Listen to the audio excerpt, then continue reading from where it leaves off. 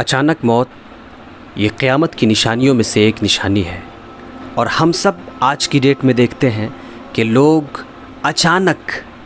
دنیا چھوڑ کر رخصت ہو جاتے ہیں۔ دوسری حدیث پاک میں حضور ارشاد فرماتے ہیں کہ جو جس حال میں مرے گا اسی حال میں اس کو اٹھایا جائے گا۔ فار ایگزامپل، اگر کوئی کان میں ہیڈ فون لگا کے گانا سن رہا ہو، اگر دنیا میں فلم دیکھنے کا شوقین ہوگا، اگر دنیا میں غلط کام اور واہیات میں مبتلا رہتا ہوگا، اور اسی حال میں اگر موت ہوگی تو قبر سے جب اٹھے گا اسی حال میں اٹھے گا۔ خاص کر ہمارا یہ نوجوان طبقہ،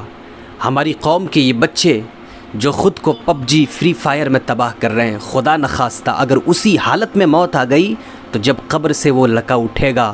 تو پب جی تو فری فائر کھیلتا ہوا اٹھے گا۔ لیکن دوسری طرف دیکھیں، اگر آپ کی موت اللہ اور اس کے رسول کی یاد میں ہوگی تو جب قبر سے نکلیں گے تو اللہ اور اس کے رسول کو یاد کرتے ہوئے نکلیں گے۔ اور صوفیاء کرام فرماتے ہیں کہ زندگی میں جس کا جو مشغلہ ہوگا اسی پہ اس کا خاتمہ ہوگا، اسی پہ اس کی موت ہوگی، اور قبر سے جب اٹھے گا تو اسی حال میں اٹھے گا۔ یعنی اگر کوئی اللہ کے ذکر میں، رسول کے ذکر میں اپنے آپ کو مشغول رکھتا ہے تو امید ہے کہ اسی حال میں وہ انتقال کرے گا، اور جب قبر سے اٹھے گا اللہ اور اس کے رسول کا ذکر کرتا ہوا اٹھے گا۔ اگر کوئی بندہ نماز میں، روزہ میں، اچھے کام میں، رب کی عبادتوں میں گزارتا ہو تو امید ہے کہ اسی حال میں اس کا خاتمہ ہوگا، اسی حال میں اس کی رخصتی ہوگی، اسی حال میں اس کی موت ہوگی، اور جب قبر سے اٹھے گا تو اسی حال میں اٹھے گا۔ حتیٰ کہ حضرت بلال حبشی رضی اللہ تعالیٰ عنہ جب قبر سے اٹھیں گے تو اذان دیتے ہوئے اٹھیں گے۔ یعنی جو جس کام میں مشغول رہے گا